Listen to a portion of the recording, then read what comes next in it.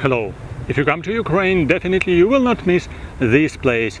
The place is Taras Shevchenko National Park, here in the downtown of city of Kiev, just in front of the red building of Kiev National University.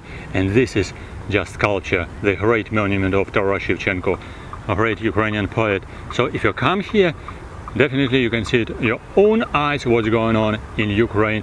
You can see people, you can see history, you can see religion, you can see different attitude to people, you can meet with different people, and you can create your personal view what's going on here and now, from touristic view, maybe if you for short time, or maybe from view as a worker, if you're just invited, have been invited here on contract, or maybe as a traveler, if you're traveling here for a short time, for a long time. It's up to you how long time you can be staying here, meeting people, enjoying yourself, creating your fortune and creating your impression about Ukraine. So welcome. Some interesting sculptures and monuments in the center of Kiev, downtown of Kiev. This is the first person, of course. This is a former Ukrainian president, or the leader of the Supreme Council of Independent Ukrainian Republic, Mikhailo Grushevskiy. He's sitting here on this chair just near this yellow building of Kiev National University, Taras Shevchenko National University, and near the building of teachers, but in his time it was the building of Supreme Council, where was signed this special law and the declaration about independent Ukrainian Republic in his time in 1921, I guess. So there is also special museum about this time in this building here and now, and you can visit it as well. Let's follow to another places in the downtown of Kiev to see other sculptures and interesting places. So, best greetings, and today and here I am near the National Opera and Ballet Theatre in the center of Kiev. Here this is a cross of Volodymyrska Street and Bogdan Khmelnitskiy Street, in front of Opera and Ballet Theatre Leonardo Center. Near here this is apartment building, as an academician apartments building, and a National Opera and Ballet Theatre with a special performance. Of course you can say something Ukrainian is going to be shown in this performance. Yes, you are right, and the name of this Zaporozhets za Dunaim, which means just Zaporozhye Cossack behind Danube River, about a traveling and adventures of Ukrainian Cossacks. And of course you can see this is a picture, huge mass of people who are just performing in this opera with 2 acts, and I guess so it's very interesting. So if you're interested in art, in opera and ballet, you're really welcome to visit this place, and prices are very reasonable. Let's go to another places to see some other places interesting in the downtown of city of Kiev.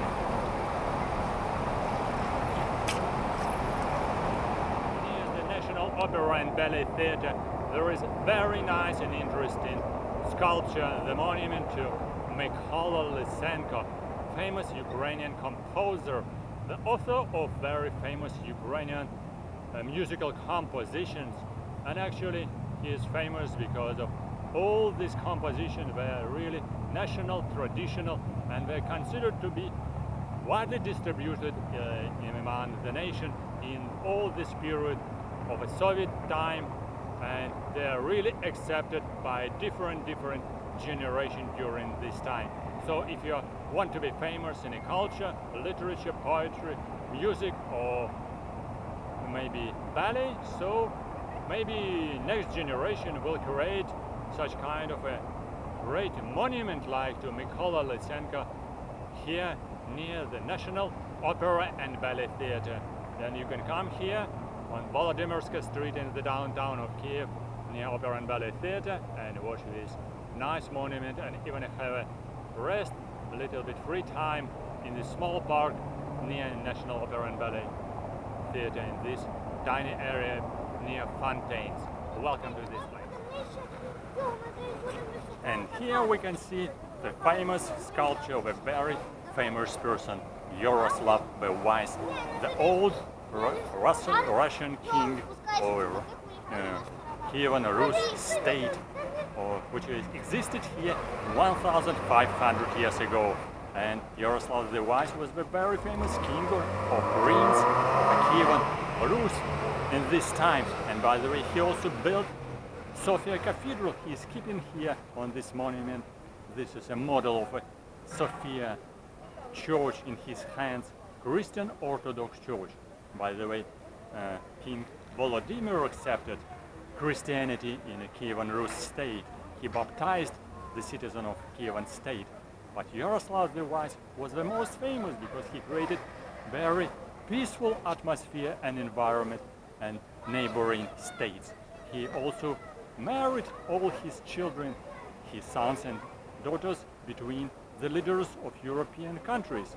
So there was just a peaceful situation during all his life and some decades after him. Unfortunately, his descendants, his brothers, his sisters and his children and grandchildren didn't follow his peaceful politics. But this is another page of history.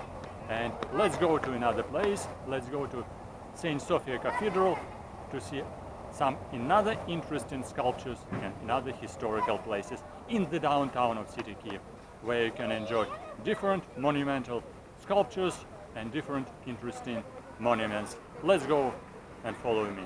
Here we are just near a very famous place, and this is a Saint Sophia Cathedral Square. I'm sitting here near the Saint Sophia Cathedral bell, near the cathedral, but in this direction this is a square, and in this square you can see the sculpture of Bogdan Khmelnitskiy, very famous Ukrainian military and states leader, and he's famous, extremely famous, because in this time he created also a very peaceful atmosphere in this place in Ukraine, because he signed the agreement between Ukraine and Russian Empire about peaceful situation, about a peaceful contract here, because at this time Ukrainian troops were fighting against Polish troops, and Ukrainian Cossacks were extremely interested in Ukrainian independence, but at the same time they didn't have enough power to protect all this area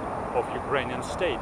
That's why in this period this agreement was signed between Ukrainian state and Russian Empire was extremely important to protect all the territory here between the western borders of Ukraine, southern borders, eastern, and on the north this was the border with the Russian Empire. And in this time this agreement was extremely useful, extremely peaceful, and it was very powerful agreement which established independent, not independent maybe, but at the same time powerful Ukrainian territory in this place. That's why Bogdan Khmelnitskiy was honored during this time, but at the present time politics is changeable, and he's still sitting here and writing the verse, but he is not so honored because maybe he was wrong, nobody knows. But at least if he brought peace to the state, peace to the people, his input, his influence was extremely important at this time. So, and historical evaluation and personal evaluation of all actions of politicians and different military leaders can be extremely different. So it's up to you. So, and let's go closer to this monument. This great monument of a great person, Bogdan Khmelnitskiy. And Bogdan Khmelnitskiy was a really very important military and state leader of Ukrainian state in the time approximately 200 years and more than 100 years ago, because in this time he was fighting together with his troops, Ukrainian Cossacks, military groups, for the independent Ukrainian territory. But nevertheless, in this time this was a very powerful Polish state, and despite all these military activities, it was extraordinarily difficult to establish independent Ukrainian state.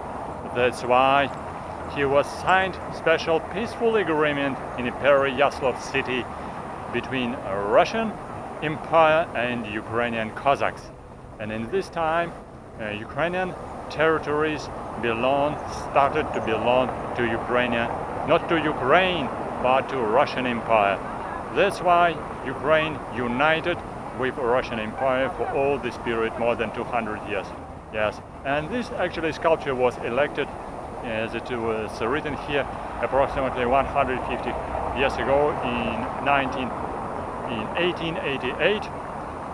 And you can see here, this actually sculpture have not been disturbed and have not been demolished during the Second World War, fortunately, as well as this historical place, Saint Sophia Cathedral, despite even the Soviet military troops and then German troops tried to mine this place to destroy it.